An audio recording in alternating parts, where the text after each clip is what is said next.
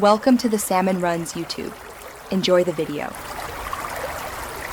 You start by choosing the exact frame where the zoom blur will peak. Import the clip, trim to the moment, then duplicate the layer so you can separate the blurred pass from the sharp pass. Move the anchor point on both layers to the precise focal spot. This controls where the zoom radiates from.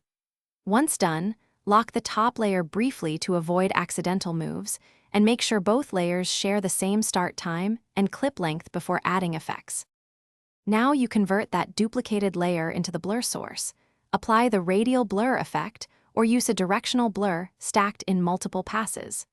Animate the blur strength from 0 to your desired amount over keyframes while simultaneously scaling the blurred layer up slightly.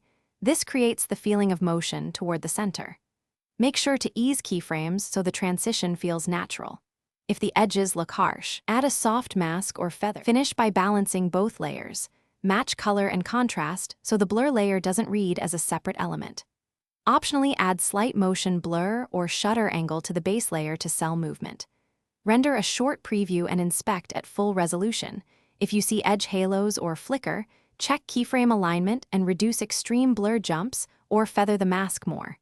If performance stutters, lower preview quality and export at full settings. This preserves the effect while avoiding preview artifacts.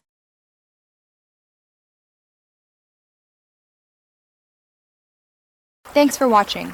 Consider subscribing if we helped you.